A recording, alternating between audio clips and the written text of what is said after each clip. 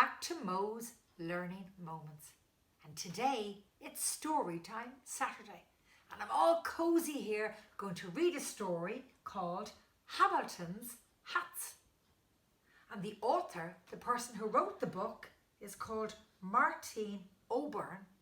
And the illustrator is the person who drew the pictures, is Axel Scheffler. Are you ready?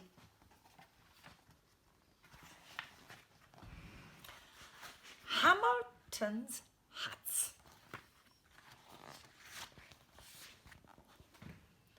Hamilton the pig was very fond of hats.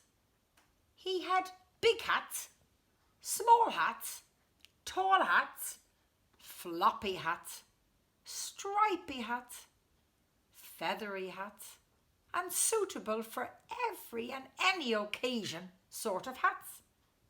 In fact, he had so many hats that you would need more than all your fingers and toes to count them.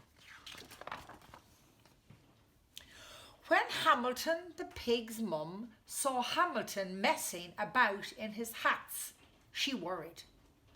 "Hamilton," she would say, "you are a very vain little pig, and I do not know what is to become of you.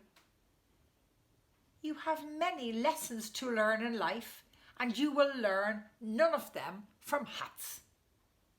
But Hamilton did not listen. He was too busy tipping and cocking, raising and straightening, and doing all the other things you do with hats. One day Hamilton the pig was out and about when he bumped into a giraffe. Hamilton was wearing a tall, teetering, high as a chimney sort of hat. "My hat makes me almost as tall as you," he said to the giraffe. The giraffe snorted and with one fell swoop snatched up the hat and flipped it onto her head. Indeed, a very fine hat," she said, ignoring the hot, cross piglet below. "I should like to keep it for myself. But if you are really determined to get your hat back, you must climb up my long, long neck to get it." Hamilton looked up at the giraffe's long, long legs and her long, long neck. It is not easy for little pigs to climb, but Hamilton did want his hat back, and so he decided to do it. It was horrid.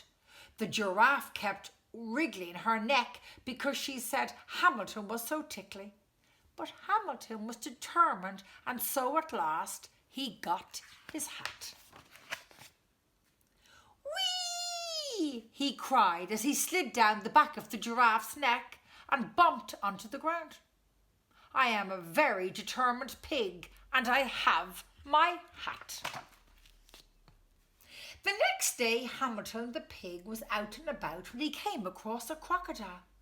Hamilton was wearing a fierce, pointy, snap-your-tail-off sort of hat.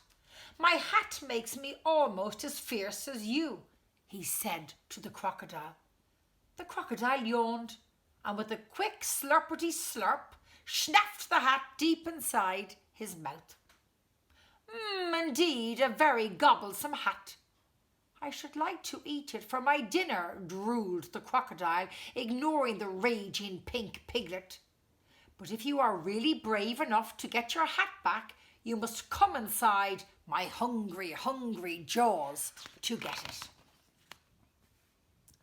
Hamilton looked at the crocodile's hungry, hungry jaws and his hungry, hungry smile.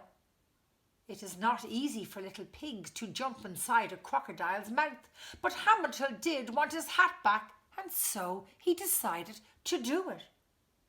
It was terrifying. The crocodile kept licking his lips because he said Hamilton was so tasty. But Hamilton was brave, and so at last he got his hat. "Hooray!" he shouted as he leapt off the crocodile's tongue and ran off as fast as he could. "I am a very determined and brave pig, and I have my hat." The next day Hamilton the pig was out and about when he met a band of monkeys. Hamilton was wearing a round, bouncy, let's play cat sort of hat. My hat makes me almost as playful as you, he said to the band of monkeys.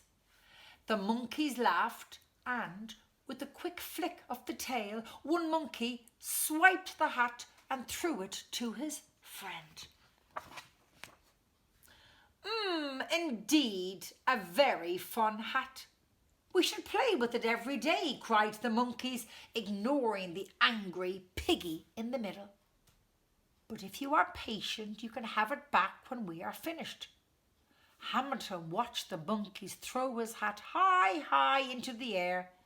It is not easy for little pigs to be patient, but Hamilton did want his hat back, and so he decided to do it. Poor Hamilton. It was boring. The monkeys played for hours because they said it was such fun teasing Hamilton. But Hamilton was patient, and so in the end he got his hat. At last he sighed as he said goodbye to the monkeys and plodded off. I am a very determined, brave and patient pig, and I have my hat. Oops, sorry. The next day it was cold. Hamilton the pig was out and about as usual when he spied a tiny mouse. Hamilton was wearing a soft, teeny, let's cuddle up sort of hat. My hat makes me almost as small as you, he said to the mouse. The tiny mouse sniffed and looked up at the hat. A slow, miserable tear rolled down her cheek. What's the matter? Asked Hamilton. I'm cold and I have no house to live in. Your hat looks so cuddly and warm. It will be just the thing to curl up inside on a winter's night. You want to sleep in my hat? Squealed Hamilton, horrified. Oh no, said the tiny mouse. I could not possibly ask you to be so kind as to give me your hat.